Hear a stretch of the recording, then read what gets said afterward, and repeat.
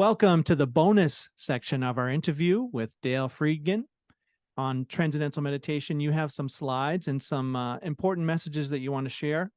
So take the floor, Dale. Oh, thank you very much, Scott. Thanks for doing this. I know, and I feel compelled to talk about this subject. Personally, very much compelled. I also feel compelled because of the situation in the world that we're facing. It seems to be getting more tense. And that's in many different aspects. It's a macro environment. Israel, Israel, the Middle East, Ukraine, conflicts, Cold War, tension heating up with China and in different countries, the problems with climate change. And it's happening right before our eyes. I mean, there are cities disappearing. People are dying from heat. There are extremes in weather.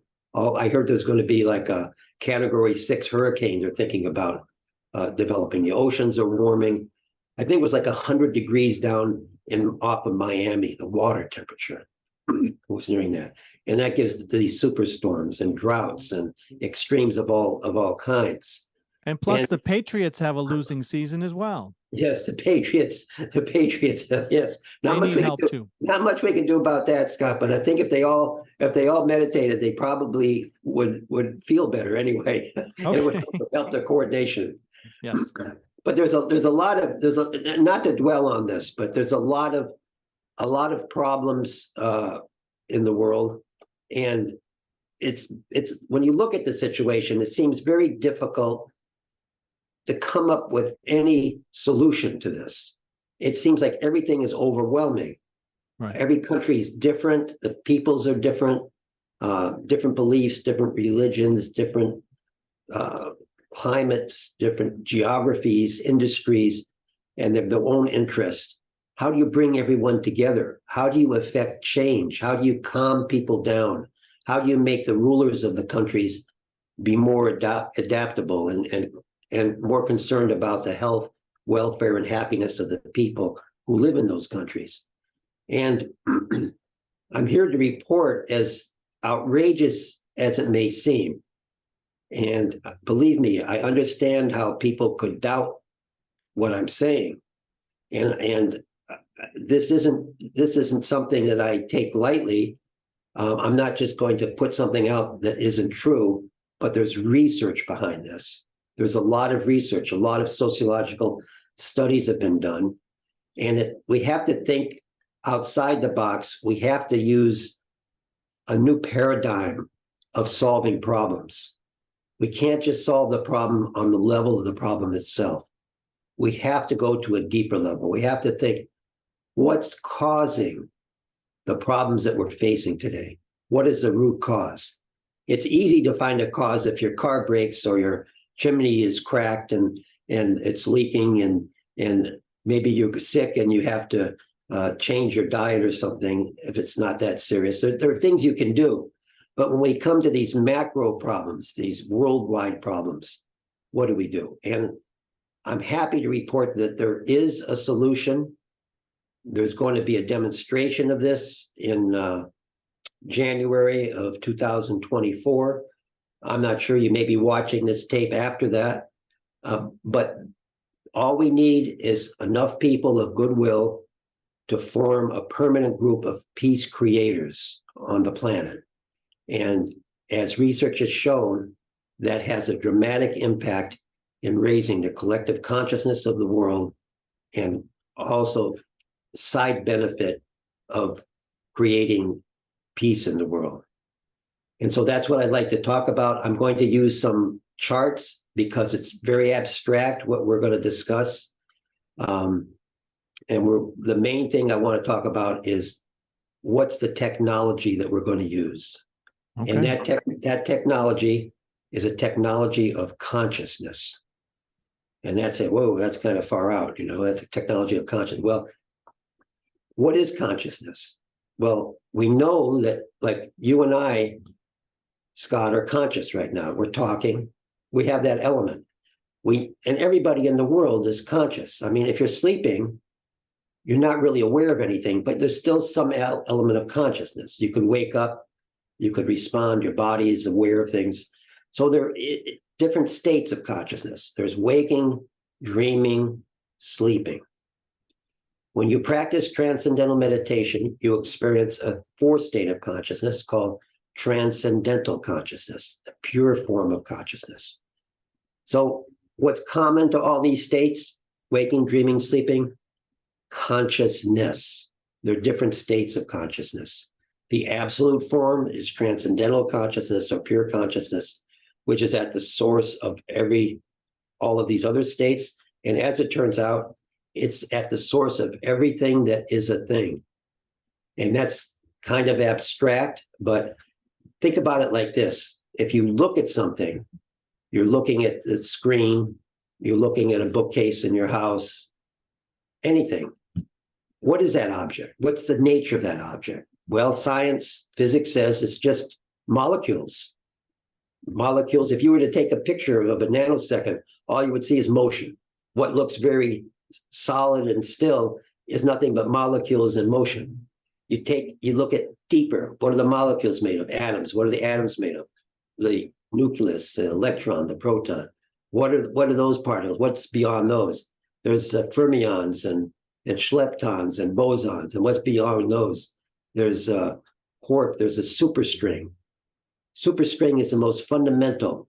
And even I think there's a new particle that was discovered, but you get to these infinitesimally small particles that are really just energy that coalesces. The superstring can permeate and adjust itself in many different ways. And the combination of those create what we see as matter. So really what you're looking at is something that's very solid, is not. It's just energy, pure energy. And it's a miracle that vision, that we can have that and that it appears as it is. And that's one of the beauties of living in the world, is that we have all of these individual structures and people, and everything is different. Everything has boundaries and shapes and textures and smells and tastes and all this, relating to food, which everyone loves. But it's just the variety that's there. So underlying all of that is what we call consciousness. And that has a parallel in physics. In physics, we call it unified field, the source of all the particles and energy in the universe. And I like to put up the slide, the first slide for that.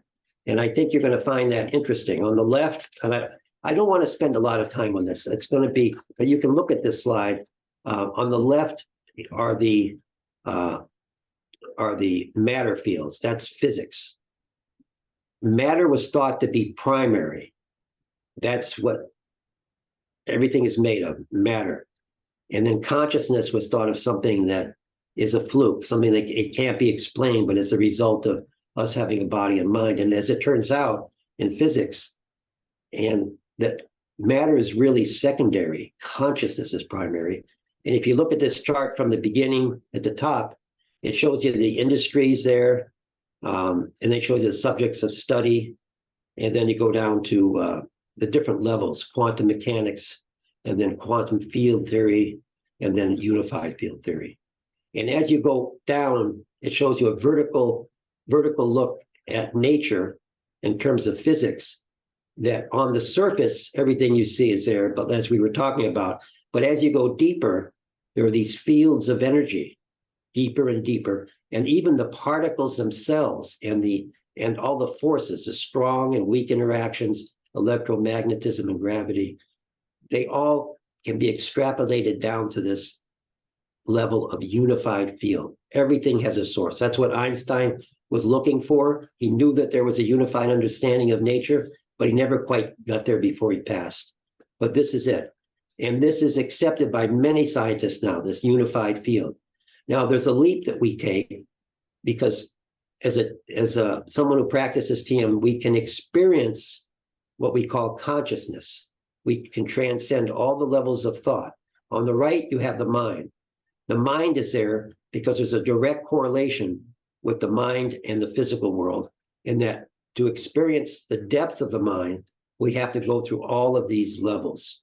We go inward. We experience the earlier and earlier development in thought until we transcend the finest impulse of thought and arrive at what's called pure consciousness. From our perspective, there aren't two different realities. There's unified field and there's pure consciousness. They're one and the same, just going at it from different angles. The human being can experience it because of the makeup of the mind and the physiology, and it's experienced in a very innocent, easy way with no effort through the practice of transcendental meditation. So this is just a depiction of something very abstract, but intellectually, understanding what physics is talking about, everything outside of us is in motion. Everything is moving. Everything changes. People come and go, cities come and go, houses come and go, jobs come and go. Objects are changing constantly. Everything's in motion. Everything's energy. The only thing that is real, that never changes, is consciousness. And that's what we establish in ourselves. When we practice TM and the body gets purified, more and more of the value of consciousness can be felt in activity. And that's balance, that's creativity, that's not being influenced by what's going on outside, having a autonomy, stability, being more patient. It affects everything when you get this depth of rest and dissolve stress. And this actually can have an effect on the environment as well. So let's go to the next slide, number 2. And this is, we look under the hood with this. We're going to look and see what's happening when we're practicing this transcendental meditation. And in psychology, there are 3 different categories of meditating. The first one is called focused attention. That is when we use some effort, some control. We're doing something that requires energy, concentration. And that's a way that people use, that's a technique to get some benefit. Now, let's put it like this. If you want to go increasing inward in the mind, increasingly inward, where there's less and less and less activity, how is concentrating an effort going to help that? It's the opposite. If you're concentrating, you're producing effort. You have control. The oxygen consumption is going to go up. It's going to be difficult to do. You're not allowing the mind to go within. You're keeping it on the surface. So concentration is opposed to the expansion of the mind. You want to get information, fine. You study, you focus. But expansion of the mind cannot involve concentration because it's the opposite of doing less and less and less and less. And you see the brain waves, these gamma, you see how fast they are. Right. They're going very, very fast. So that's the effort. The next thing is open monitoring, thinking about the meaning of life, paying attention to your breath, just doing something, thinking of the meaning of thoughts or something gentle and easy. And it can be soothing. And there's nothing absolutely wrong with that. So that would be more like mindfulness meditation, right? The open monitoring. Yes, it'd be something like that. And look at the theta waves. They're a little bit slower, but there's no real coherence. There's no pattern across the whole brain. Now, the last thing is automatic self-transcending. This is a process through TM. This requires no effort, no control, a simple technique that a child can do. And the mind will move inward because of its nature to want to experience those deeper levels. And unlike outside of us, the experiences have a limit. They have boundaries. You know, we can't find permanent happiness in anything that's outside of us because it doesn't exist. Everything's changing. So the mind cherishes this inward direction because every step inward, it's more charming, it's more fulfilling, it's more peaceful. No limitation until the mind experiences that absolute consciousness. And then all the duality, everything, the depression, the anxiety, in that moment, everything is gone because it's absolutely absorbing. So the process is very easy. Now look at the brain waves. You look at the difference. Look at the beautiful symmetry that's there. You see that there's a coherence. It's what's called global EEG coherence. Every one of those lines represents an electrode in some part of the brain.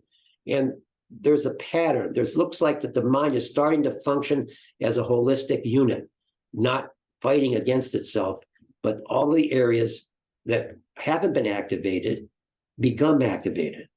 You could teach this to anyone.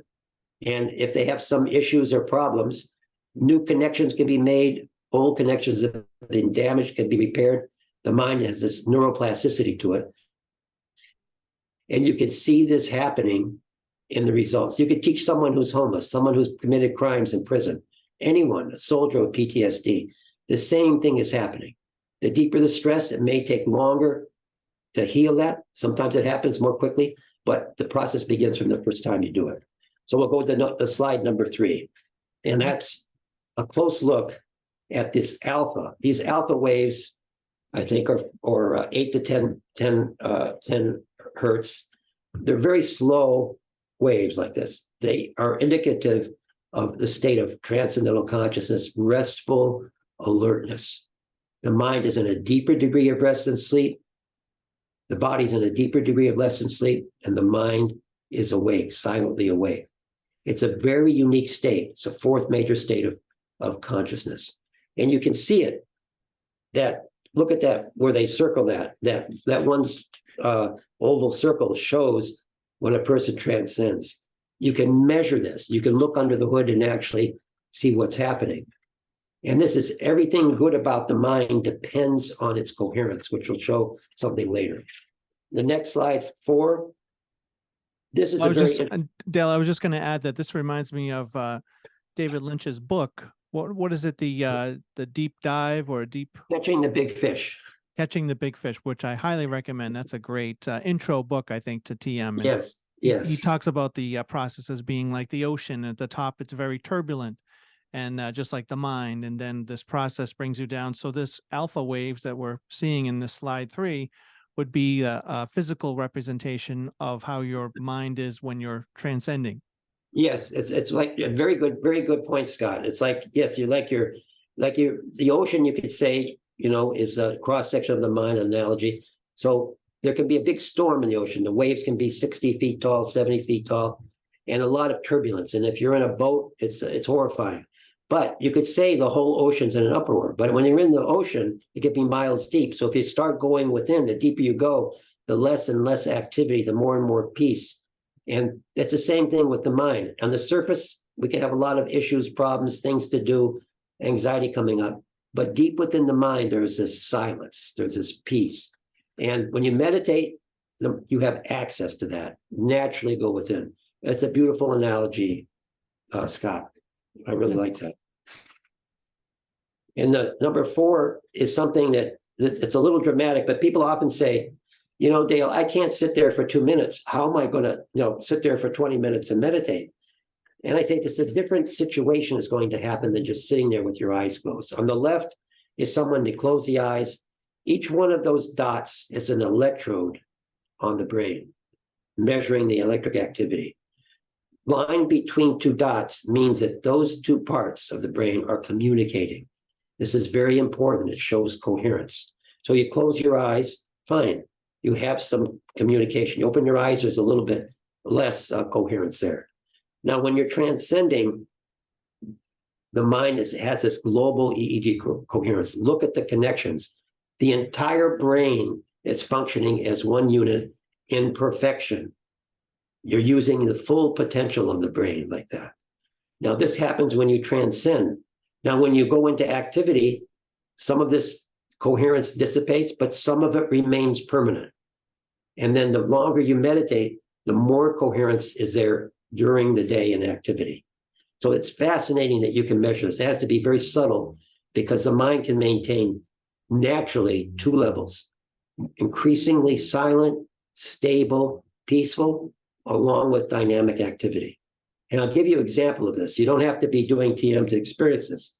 Have you ever seen professional athletes that, I remember seeing them, the runners, Usain Bolt or something, they're running as fast as they can.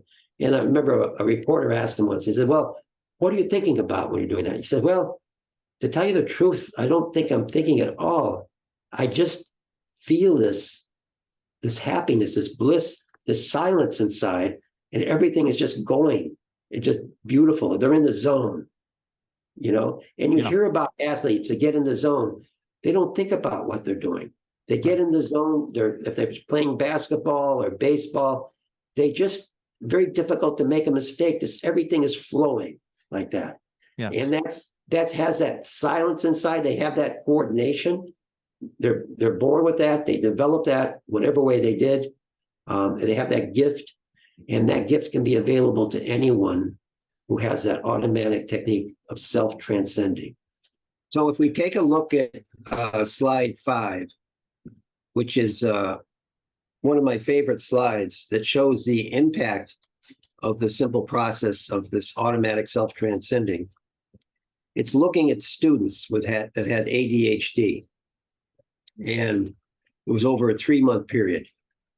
And I know my brother had a son with ADHD, and if it's severe, it can be quite a problem in the household because the person has very little attention. They get very frustrated if they can't complete a task, do poorly in school. So there were a lot of issues with ADHD. So they took these children, young children, I think 10, 11, 12, 13 with ADHD, and they taught them to do transcendental meditation. And they had 2 groups. They had the control group where they weren't practicing TM, and then the group that was practicing TM. So the upper row shows coherence in the control group. These dots on each of those the tops of those heads is a little electrode which measures the brain waves at that point. And when you take 2 dots and have a line connecting those 2 dots, that shows the coherence, that there's communication, that the brain is working in a more holistic way than just going haphazard in every different direction. So you can see with the control group, very little coherence in these kids practicing TM. In the TM group, after 3 months, you can see that it's not perfect, but there's a dramatic increase in the control group. I mean, in the TM group, in the coherence of the brain functioning. And that's very critical. So the slide to me has 2 major impacts. One is these kids can do it.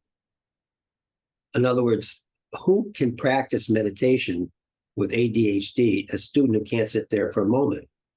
But the fact that these kids could do it shows there's something very unique going on, something very captivating, something the students enjoying.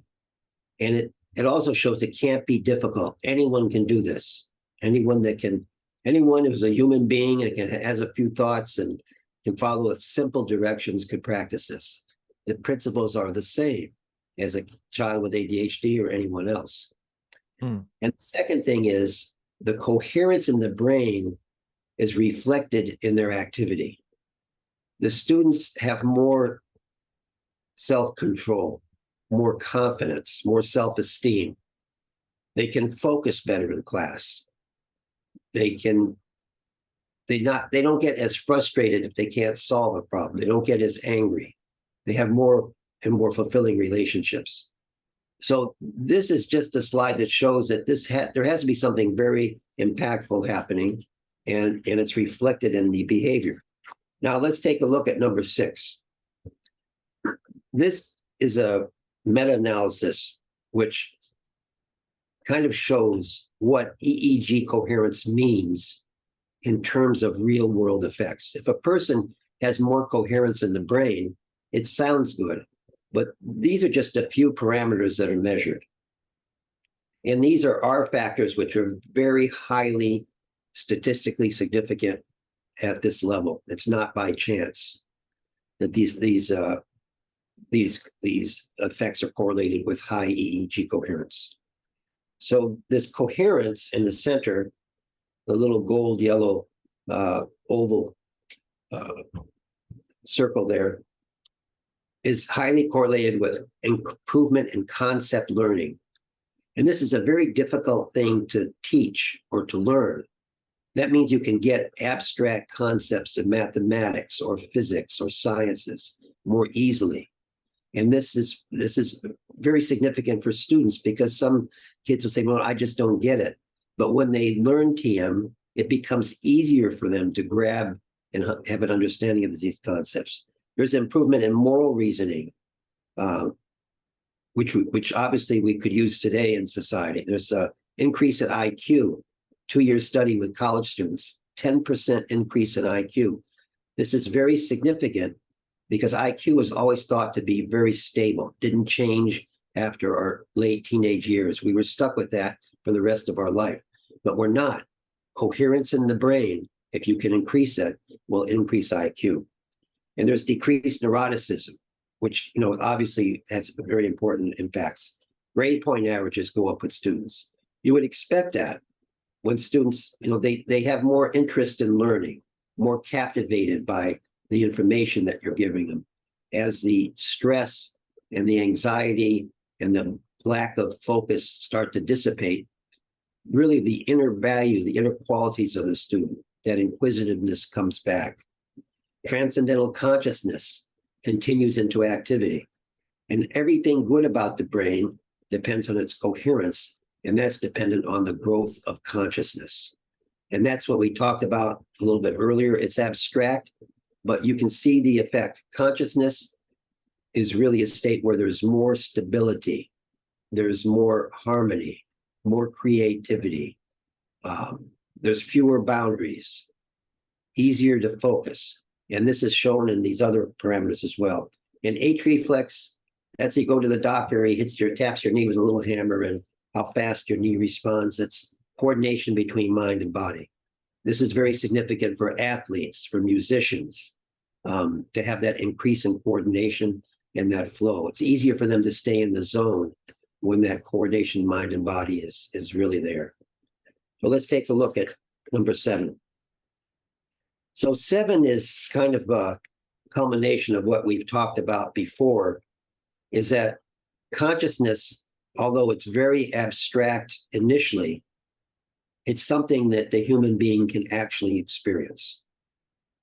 And this is the key, because everything that is a thing has its basis in consciousness. Our whole world, whether it's the earth, the space, air, individual objects, according to physics, you extrapolate down from what you see on the surface is just particles, molecules, atoms, electrons. And you keep going down to get force fields, quantum mechanics, quantum field theory. All the forces and particles in nature have their source in a unified field in physics. And the human mind can experience that in the form of consciousness, which is really one and the same. So when you touch that unified field, when you're meditating, there are times where you're sitting there quietly, no thoughts, just alertness, just very peaceful, quiet. Then there's a principle in physics called field effect. You touch that field with the mind, gently experiencing it. It sends a silent wave throughout nature. And remember, this consciousness is omnipresent, it's everywhere. So it's kind of like getting up in the morning, you have a nice quiet pond outside your house. You throw a rock in any part of the pond, and what happens? It hits that one spot, and then that wave emanates throughout the entire pond. So just by doing some operation in a uniform field, and a field of energy like consciousness, you send a silent wave throughout nature in all respects. And there's another principle in physics called constructive interference. This is when you have more people doing the same thing. Or for example, you have 3 loudspeakers giving out some music. And when you put 3 loudspeakers equidistant from each other, you get 9 times the sound of 1 loudspeaker. And if you get 3 people meditating, each person has their own experience, but it's contributing to a larger effect emanating from those 3 people. You have hundreds of people and thousands of people together, and the effect grows exponentially. And it can actually be measured in society. They've done this over 20 times in different parts of the world. It's very dramatic. The research is excellent research. They take all the factors into account, variables, all the strict standards that are recognized for this type of sociological study. In this slide number 7, it looks a little complicated, but the blue, this is over a period of about, they say 16 years. They measured 2000 to 2007. The blue line were the number of people practicing TM. That was the group size. It was down low. And there's also a critical mass that's needed to actually have the change that you can measure, and that's the square root of 1% of a population. And the United States back then, it was about 1,725 people. So the group was low. All of those lines above that blue line that's going down there, and those lines represent trends in society. The stress index, the red is the stress index in murder rates, assault rates, robbery, infant mortality, drug deaths, all of that. So the group started forming, and it reached critical mass around 2007. And this is very significant. Look at what happened to the trends in society when that happened. All of those negative trends started to decrease. Now, wouldn't you say, Scott, that that's kind of dramatic in the sense that something so abstract could cause this to happen? All these trends. Now, there was one trend, it was in kind of the light brown, which were drug deaths. And those leveled out. And then when the group ended, they went back up. It's very difficult to reach people when they're on drugs because it makes a barrier between the mind and body. There's too much of an artificial effect in there, but it still had an effect of leveling out. Now, this is so significant because we spend so much money on all of these things, just on crime alone. And it's very difficult to ever make an impact. And we're trying many different things. So this is going at it from introducing another element. Don't deal with the problem on its own level. Put coherence and peace into society, raise a level of consciousness, and people who aren't even meditating, their brains will start functioning in a more coherent way, and they will see the effects. They will just very naturally move away from committing crimes. This has been done in Chicago now for a number of years with gangs. It's been funded now by the government because it's been so successful. And I remember watching TV in this time period, national TV, people would come on, the newscasters would come on and say, what's going on in Chicago? They were talking to the mayors of different cities. Why is your crime rate dropping so significantly in these last few years? What are you doing that's different? And they were tongue twisted. They didn't know. Maybe they put a few more police on the street or they had some other things, but nothing could explain this. And this is available today. It can have an impact in conflict in any area of the world or in the entire world if the group is big enough. And that standard is 10,000 people now. If you had 10,000 people in one place practicing the TM City program, yogic flying, you can measure the effects. It's been done, repeated 20 times in society. Wow. So let's take a look at the next slide, number 8. That just takes a closer look at the murder rate in the US from 2007 to 2010. And it was a 28.4% reduction, which is just remarkable. 4,136 murders were averted by having this group practicing. Very extremely cost effective, pocket change compared to the trillions of dollars that the world spends on fighting crime and all of these things. So that is really bringing it down to the impact on eliminating suffering, all of the families that lost loved ones, all of the friends. It brings it down to real world results, taking the abstract technology of consciousness and actually measuring it. And we'll take a look at the next slide. This is a interesting, it just shows that this technologies of consciousness have been documented now for over 50 years. There's been an enormous compilation of research. You see at the bottom left, 7 volumes of published research. They're about 2 inches thick, each of those. Over 700 studies have been done, research universities and institutes all over the world. More than 370 peer-reviewed studies published in very reputable scientific journals and magazines on the effects of TM for the individual and for society. And there are a number of books that have been written on this subject. And my wife and I participated in an experiment in 1993 in Washington, D.C. And it was fascinating. I was there for 2 months. I had a business at the time, but I was able to leave. She came the last 2 weeks. And during that time, when they got to the period where we had the most, about 4,000 attendees, violent crime dropped about 22%. And with time series analysis, it would have dropped 40%. But the experiment was privately funded. It had to be stopped at that point. And this was done by independent researchers. The FBI was involved in compiling statistics, the police, researchers at the local universities and colleges. And it was published in the International Journal of Conflict Resolution. But it was largely ignored because we're not really looking at this depth of solution. We're looking more on the surface of the problem.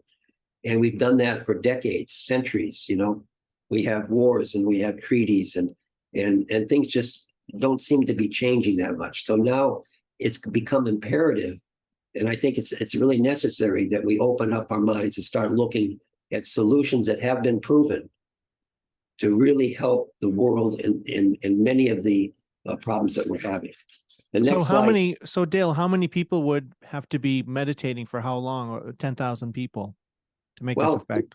Well, you would see, Scott, in 2 weeks, you would start to see some events that would happen in the world, some breakthroughs that would be here and there.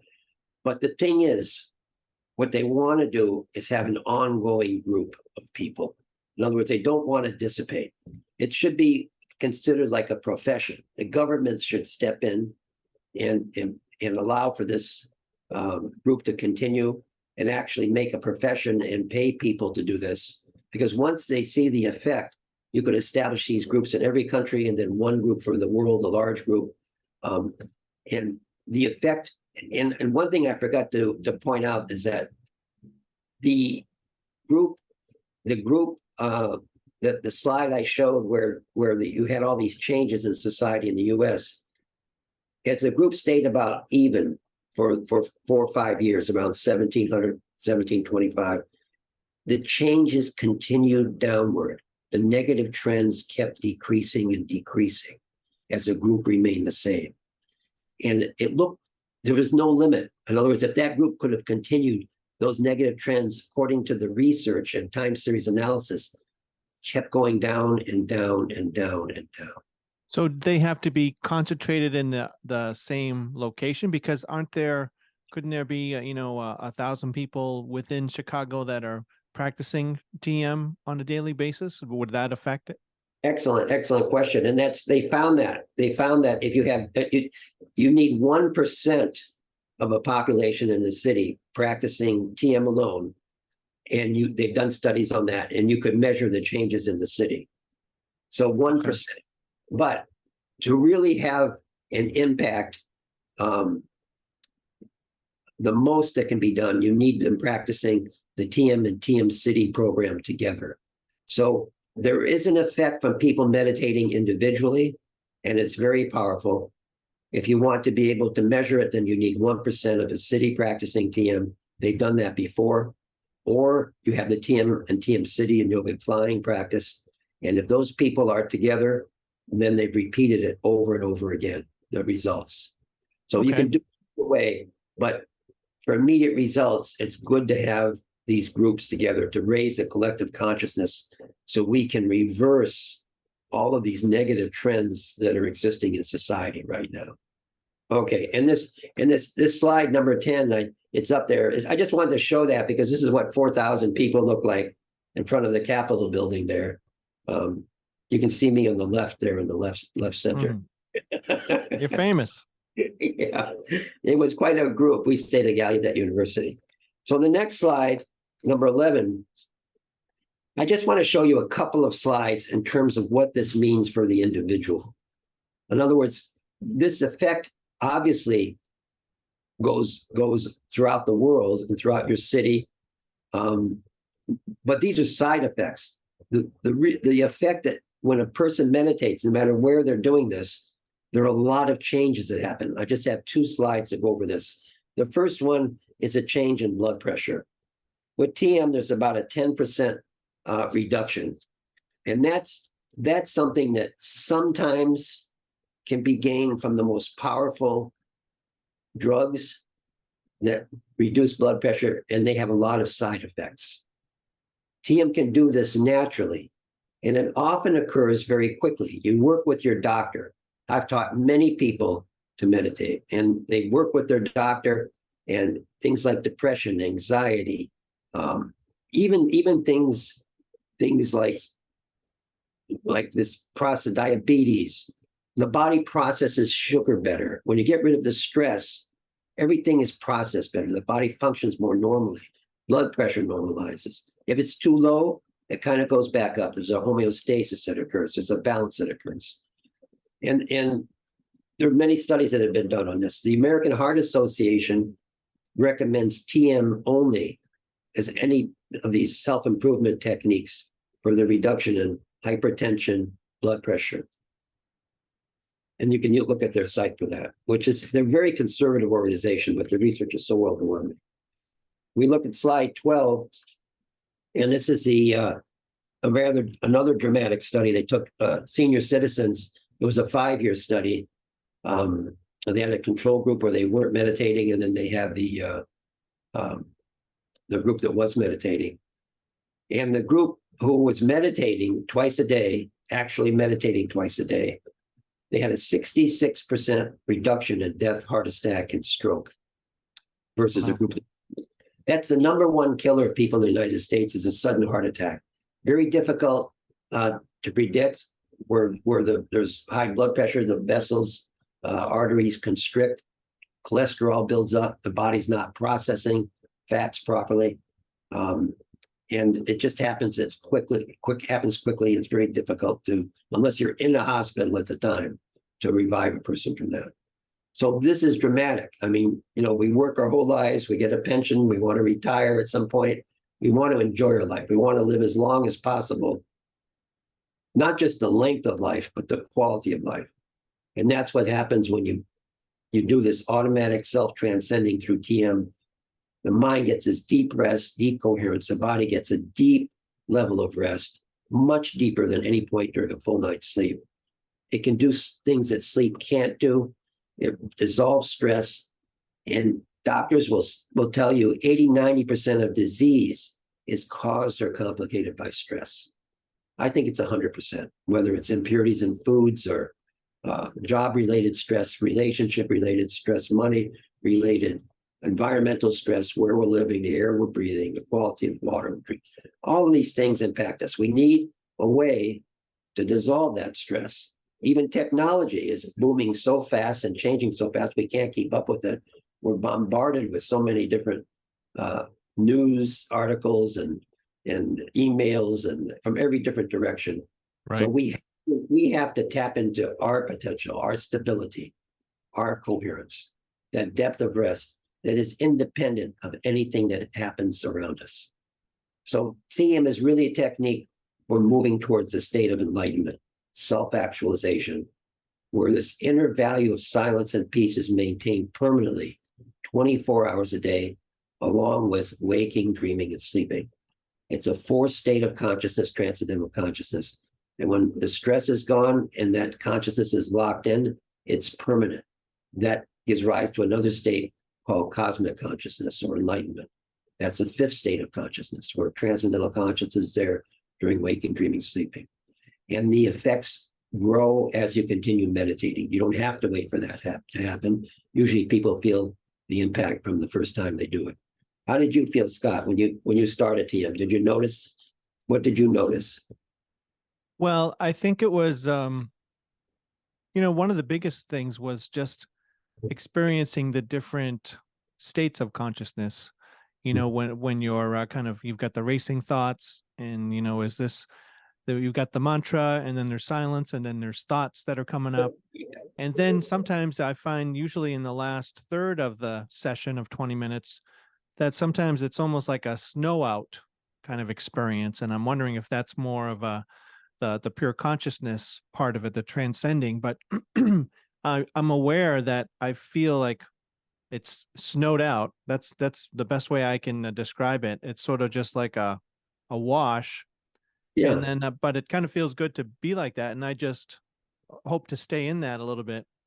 Yeah. That's what I would say is that the biggest thing was just experiencing all those different new things that I wouldn't have experienced before. Yeah. And Scott, wasn't the course good because they explained all of that? That Yeah. in that kind of that whiteout there at the end, that was the mind being absorbed on a deeper level. You probably don't Yeah. remember what even happened, but it was, you got out of all of the thoughts, out of your to-do list, out of any worries or anything. So the mind is absorbed in that experience, and thoughts turn out to be our friends in the process. You know, Yeah. we're not trying to control anything. And how did you feel afterwards, like during the day or in your regular work or activity? Well, it really there was a range of feelings. Sometimes I felt a little groggy after, and then I would notice that an hour later I feel really refreshed. But in that zone right after it, I felt kind of groggy. But I think one of the biggest advantages for me is that it's so rewarding to have an experience where you're not expected to do anything.